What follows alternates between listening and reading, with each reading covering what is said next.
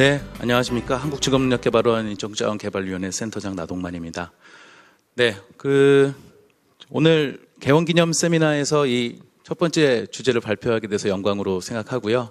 예, 온 오프라인에서 또 시청해주고 계신 여러분들께 감사드립니다. 네, 오늘 저희 개원기념 세미나에서 있었던 이런 여러 가지 일들이 아마 앞으로도 이제 연구 분야나 실제 정책 사업 분야에서도 좀 많이 퍼질 수 있는, 확산될 수 있는 좀 계기가 됐으면 하는 마음에서 저도 이제 발표를 준비했는데요. 일단 제가 던지는 화두는 제목에서도 아실 수 있겠지만 뉴노멀 시대, 그리고 일터 혁신, 직업력 개발. 어떻게 보면 서로 좀 연관성이 좀 멀리 이렇게 있는 것 같으면서도 저는 좀 이 세 가지를 키워드로 한번 우리가 어떤 논의가 필요한지를 좀 제시해 보고자 합니다.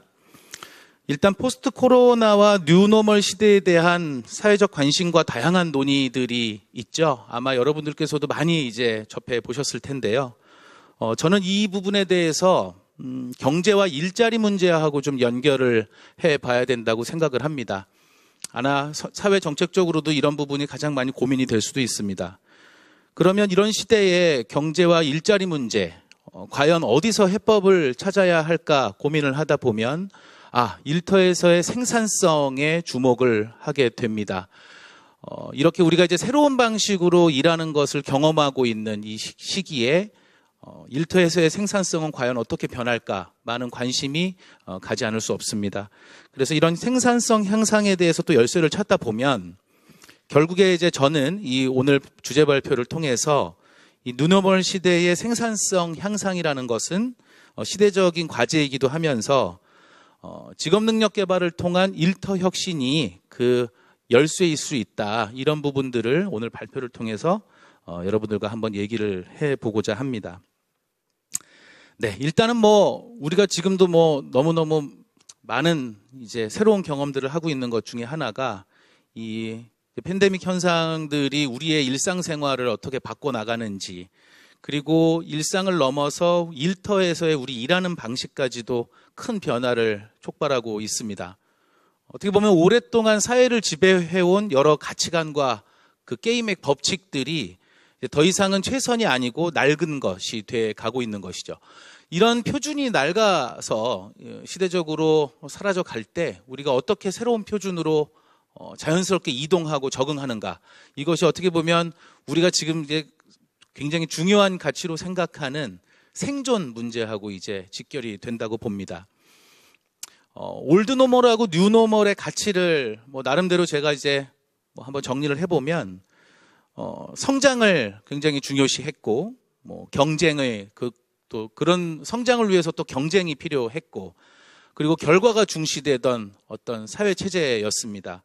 그리고 여기 하나를 더 붙여보자면 정부, 관이 주도하는 또 이런 시스템이었죠. 근데 이런 것들이 어떻게 보면 우리에게 이런 팬데믹 상황에서 대한민국에게 하나의 경종을 울리고 삶의 방식을 변화하도록 하고 있는데, 그렇게 해서 우리에게 다가온 뉴노멀이라는 건 무엇이냐를 보면 성장보다는 이제 지속 가능성이 중요하다. 그리고 서로 간의 생존 경쟁 같은 것보다는 공존과 우리의 생존이 중요하다. 그래서 배려도 필요한 것이고요. 그리고 결과보다는 그 결과에 도달하는 방식도 중요하다. 이렇게 메시지를 좀 저는 많이 이제 시사점을 뽑고 있습니다. 여기에 또 제가 아까 올드노멀에서 말씀드렸지만 정부 주도와 관 주도의 사회 체제에서 이제는 시민과 민간 영역의 참여가 활발하게 이루어지는 정책 시스템, 이런 것들도 어떻게 보면 우리 시대에 하나의 가져온 뉴노멀의 가치다, 이렇게 생각을 해볼 수가 있겠습니다. 네, 그래서 어쨌든 이런 올드노멀에서 뉴노멀로 새로운 표준이 이동하는 데 있어서 뭐든지 한 사회의 시스템과 가치 체제가 이동하는 데에서는 엄청난 에너지가 들죠. 지금 어떻게 보면 하나의 균형 상태에 있다가 이제 새로운 균형으로 옮겨가야 되는데, 아마 그 엄청난 이제 관성을 이겨낼 수 있는 에너지가 들어야만 이제 적응을 할 수가 있을 것입니다. 그런 것들을 아마 우리가 요즘 얘기하는 4차 산업혁명의 그런 기술, 혁신적 기술이 어떻게 보면 그 어려움을 많이 수월하게 해줄 수 있을 것이다라고 생각을 하는데요. 이게 이제 세계 경제 포럼에서 조사됐던 내용들을 잠깐 좀 가져와 봤는데 2018년과 22년 인간과 기계의 작업 시간 비율 뭐 이런 것들 이제 조사들 요즘 많이 이루어지죠. 그래서 결국에는 과거에 단순 작업들만 대체했던 그런 기계와 로봇들이 지금은 이제 지적 능력이 요구되는 세계에서도 들어온다. 뭐 이렇게 얘기하고 있습니다. 어쨌든 혁신적인 기술들이 많이 나오고 있는데 우리가 일상생활에 놀고 즐기는 데는 많이 활용하고 있지만 막상 일터에서의 도입과 활용은 상대적으로 부진하다. 아마 다들 느끼실 겁니다. 요걸 좀 극명하게 대비될 수 있는 얘기가 우리의 일상생활에서 일요일과 월요일의 부조화라고 얘기해 볼 수 있는데 일요일 날 저녁 때의 어떤 개인적인 삶과 월요일 날 출근해서의 그 일터에서의 삶이 가장 대비되는 시기죠. 어째서 직장 생활은 개인의 삶처럼 편하고 빠르고 효율적으로 일을 처리할 환경이 되지 않을까? 우리가 일상에서 느끼는 이 느낌들을 이제 가벼이 생각하지 말고 하나의 담론으로 한번 키워보기를 제가 권하는 바입니다. 네, 그래서 이 부분에서도 우리가 일터가 효율적으로 생산적으로 일하기가 불편하다. 이런 것들은 아마 우리나라의 노동 생산성에 대한 지표로도 반성할 수 있는 부분들을 찾을 수가 있습니다. 우리 사회가 어떻게 보면 높은 대학 진학률을 보이고 있는 전 세계적으로도 아주 유명한 교육열 높은 국가인데요. 그래서 이제 노동시장에서 고학력자들도 굉장히 많죠. 그리고 ICT 기술 강국을 자부하고 있는 것도 알고 계실 겁니다. 하지만 항상 이 노동 생산성 부분에서는 하위권에 머물러 있는 부끄러운 성적표가 있습니다. 실제로 OECD의 노동 생산성 조사 결과에서도 35개국 중에 최하위 수준을 벗어나지 못하고 있고 이 부분에 대해서도 우리가 항상 문제의식은 갖고 있지만 쉽게 극복하지 못하는 하나의 트랩에 빠져 있는 것 같습니다.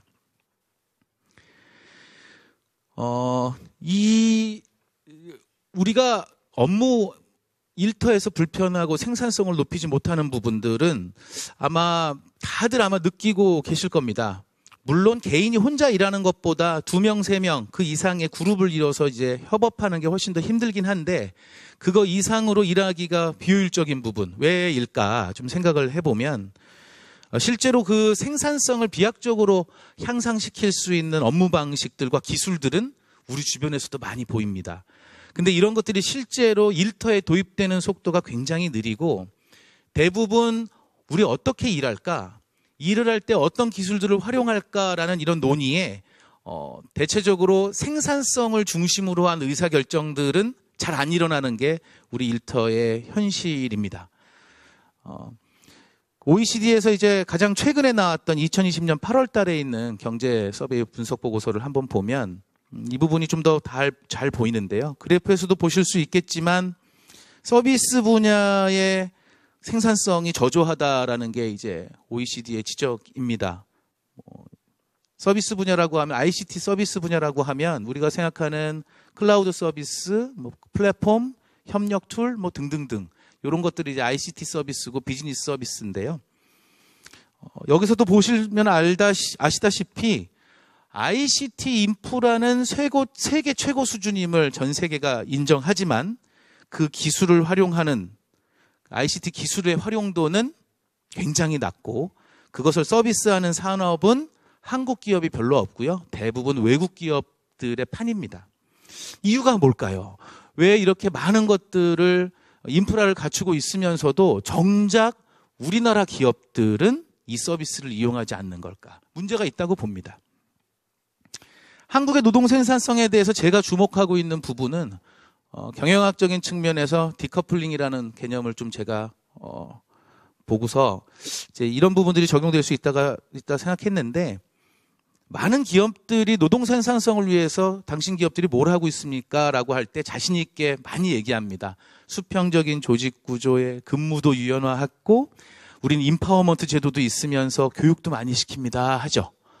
하지만 그것이 제도가 도입됐다고 해서 실질적인 내용까지 사람들의 태도와 일하는 방식까지 정말 바꿨느냐를 질문해 보면 아니라는 판단이 듭니다. 어떻게 보면 껍데기와 내용이 다른 거죠. 이런 부분들이 좀 문제가 있는데, 이론적으로 보면 기업들이 실제로 과업을 수행하는 구조는 기능적 요구에 맞는 기술적 환경에 의해서 결정돼야 되는데, 막상 그 껍데기인 공식 구조는 사회적으로 유행을 하거나 압력을 받거나 아니면 옆에 있는 잘하는 기업들이 하거나 뭐 등등등을 보고 베끼기에 바쁜 걸 수도 있습니다. 근데 이런 걸 의례적으로 채택하는 거죠. 이제 어떻게 보면 지금 현재 이 메시지가 주는 바는 누구나 남녀노소, 정부와 민간이 뉴노멀을 다 같이 외치고 있습니다. 공허할 수가 있을 것 같습니다. 이 뉴노멀에 대해서 깊은 이해와 각각의 분야에서 어떤 방식으로 접근하고 대응해야 될지에 대해서 내용 없는 그런 논의가 되지 않게 하려면 우리가 이 부분에 대해서 조금 엄격하게 보고 깊은 이해가 좀 필요하겠다. 그래서 결국에는 기술 활용, 일하는 방식의 변화, 그걸 통한 생산성 향상, 이런 것들을 뉴노멀이라는 새로운 표준 안에서 어떻게 실현해낼 것인가, 이 부분에 대한 고민이 필요한 시점이다라고 말씀드릴 수가 있겠습니다. 제가 영구적으로 좀 착안하는 부분은 한국의 노동 생산성 문제를 어떻게 해결할 것이냐. 이제 노동 생산성의 공식을 보면 산출 대비 얼마나 많은 노동 시간을 투입했느냐인데, 결국에는 불필요한 노동 시간을 제거하는 게 중요합니다. 한국의 야근 문화 너무 유명하고요. 군대식인 수직적인 어떤 조직 문화 속에서 어쨌든 뭐 상사의 퇴근 시간에 거의 다 하위 직급들은 이제 평준화를 하죠. 다 따라서 퇴근하고 뭐 그런 문화가 지금은 이제 많이 개선됐다고는 하지만 아직도 상당수의 중소기업들에서는 그런 수직적이고 경직적인 조직 문화 때문에 실제로 노동 시간의 대부분이 불필요한 절차나 과정에 투입되고 있다. 뭐 다들 아시고 느끼고 계실 수도 있겠습니다. 결국에는 일터에서 일하는 방식의 혁신을 촉진하고 그걸 통해서 불필요한 노동 시간을 제거하는 것이 한국의 노동 생산성 문제의 하나의 큰 열쇠인데, 역시 이제 이것들은 뉴노멀의 새로운 가치 속에서 좀 이루어져야 된다. 그리고 일터의 디지털 혁신이 이런 것들의 하나의 해법을 제시해 줄 수 있다라고 말씀드리고 싶습니다. 보통 이제 신입사원 하면 뭔가 가르쳐야 되고 미숙한 직원이라는 생각이 들고 어느 회사의 부장이라고 얘기를 하면 굉장히 숙련도 있고 일을 잘할 것 같죠. 우리가 생각했을 때 항상 그런 표준, 그런 뭐 상식들이 요즘에 많이 뒤바뀌고 있습니다. 오랫동안 근무했던 부장보다 어제 막 들어온 신입사원이 더 숙련됐다. 어색할 수 있지만 이제 뉴노멀 사회에서는 그럴 수가 있습니다. 실제로 OECD 보고서에서도 젊은 세대의 경우에 기술 관련 지식과 스킬에 능통해서 4차 산업혁명에서 생산성 향상에는 중요한 역할을 할 거다라고 얘기해서 기존의 숙련 체제에서 우리가 갖고 있던 부분들을 많이 이제 다르게 생각해야 된다는 부분을 제시했고요. 이런 것들에 대해서도 기업에서도 이제 받아들이는 것이, 예전에는 이제 상사가 신입사원에게 멘토링을 했지만 요즘에는 신입사원이 상사에게 멘토링하는 이른바 리버스 멘토링 제도가 또 실험적으로도 됐고 좋은 성과를 거두고 있다는 것들도, 이런 부분들 우리가 관가해서는 안 된다, 이렇게 메시지를 주고 있다고 생각합니다. 이런 부분들이 이제 일터에서도 많이 이제 혁신되고 이루어져야 실현이 돼야 될 텐데요. 혁신의 껍데기와 알맹이라는 차원에서 보면 우리나라에서의 그간의 일터 혁신은 껍데기에 많이 이렇게 집중을 했던 때입니다. 그래서 이 고성과 관항에 대한 여러 가지 자료들만 봐도 껍데기에 해당하는 여러 제도나 이런 부분에 대한 도입 노력은 굉장히 많은데, 실제로 이런 것들이 일터에서 혁신, 실제로 업무하는 관행이나 방식, 이런 부분에, 그리고 노동생활에서의 어떤 균형, 일생활 균형이나 이런 삶의 질, 직무의 만족, 이런 부분에 대해서는 상대적으로 많은 성과가 없고 집중하지 못하고 있다. 네, 이런 부분들을 알 수 있겠습니다. 우리가 어떻게 보면 요즘에 그 한국판 뉴딜을 통해 가지고 정부도 디지털 뉴딜이나 그린 뉴딜 이런 것들을 통해서 신산업도 육성하고 일자리도 창출한다는 것들에 어떻게 보면 꿈에 부풀어 있는데, 그렇다고 해서 디지털 매뉴팩처링, ICT 인프라 구축하는 사업만 언제까지 키우고 있을 건지 반성해봐야 된다는 얘기입니다. 결국 기존 기업들이 이 디지털 서비스 기술을 활용해서 디지털 서비스를 받으면서 일터에서 일하는 방식을 바꿔내지 못하면 결국에 그거를 누구한테 팔아야 합니까? 인프라는 누가 또 이제 개발을 해야 되고. 그러니까 이런 부분에 대해서는 결국에 일반 중소기업들이나 우리나라의 일반 기업들에서 이 디지털 서비스를 활발하게 이용하고 그 기술을 통해서 일터 혁신, 혁신을 이뤄내는 것, 이런 것들이 좀 필요하다. 이런 게 없다면 한국판 뉴딜도 결국에는 공허한 껍데기일 수 있다. 이런 부분들 지적할 수가 있겠습니다. 우리나라 전통적인 접근 방식 탈피해서 새롭게 가자 굉장히 매력적인 슬로건이라 많이 이렇게 얘기하고 있는데 전통적인 접근 방식은 저는 좀 바꿔야 된다고 생각합니다. 여러 가지 디지털 뉴딜이나 거기에 맞는 정부의 투자가 많이 이루어지는 거에 따라서 또다시 여러 가지 사업들이 또 많이 생기고 있는데요. 옛날에 이제 추격형 경제 그런 시대에서 있었던 이 정책 주도 방식을 조금 바꿔줘야 된다라는 게 제 제안이고, 아시겠지만 제가 여기에는 기존에 있었던 그 정책 방식, 추진 방식들을 좀 넣어놨는데 이런 부분들을 좀 버려야 될 필요가 있고 새로운 방식을 좀 추진해야 되지 않을까 이렇게 생각을 합니다. 네, 어떤 것들을 그러면 우리가 새롭게 고려해야 되느냐? 직업훈련은 일자리 창출 수단의 그런 주된 수단으로 보면 안 된다고 생각을 합니다. 결국에 일자리 창출은 근본적으로 기업의 생산성 향상과 성장에 따르는 것이지 직업훈련이라는 보조적인 수단이 꼭 일자리 창출인 양 이렇게 해서 너무 우리가 도취돼서는 안 될 것 같고요. 일터에서의 스킬 수요도 역시 기술뿐만 아니라 조직 문화 이런 것들의 다양한 요인을 받기 때문에 실질적으로 기업의 일터 혁신을 어떻게 정부가 촉진하고 도와줄 수 있을지, 그 환경 조성을 어떻게 해줄 수 있을지 고민해보자. 이게 지금 제안입니다. 이 그래프는 간단하게 제가 한번 요약해보자면 다른 국가들과 다른 한국의 성인들이 다른 양상을 보였는데 그거는 취업자 또 젊은 세대에서의 취업자들이 인적 자본의 감가상각이 유달리 다른 나라보다 빠르다라는 이제 연구 결과를 나타냈습니다. 왜 그럴까요? 왜 직장에서 인적 자본이 축적되지 못하고 더 빠르게 상각되고 있는 것일까? 우리가 고민이 필요하다는 거고요. 결국에 저는 그런 부분들이 OECD 국가의 교육훈련 참여율을 봐서도 우리가 이유를 좀 어느 정도 파악할 수 있을 것 같아요. 결국에 인적 자본에 대한 투자가 부족하고 한번 입직하면 학습하지 않거나 기업에서 더 이상 교육하고 훈련시키지 않는 우리나라의 문화도 문제가 있고 이런 부분에 대한 개선도 필요하다라고 생각합니다. 직능원에서는 이 한국 노동자의 그동안 생산성이나 역량 개발에 대해서 다양한 연구가 이루어지고 있는데 이 연구들도 여러분께서 한번 자료를 한번 보시면 역량 활용이나 일터 학습, 직무 만족에 대해서도 이제 저희가 직능원에서도 많은 연구를 했고 왜 기업들이 종업원들에게 이런 투자를 하길 꺼려하는지에 대한 원인 분석도 이루어지고 있고 노동시간에 대한 그러니까 이제 근로자가 직업 능력 개발에 좀 이렇게 적극적으로 임할 수 있는 여러 가지 정책 제안 이런 것들도 활발하게 이루어지고 있습니다. 앞으로 어떤 방식으로 직업 능력 개발이 이루어져야 되느냐를 생각하면 재직자 훈련의 기준도 변화해야 된다.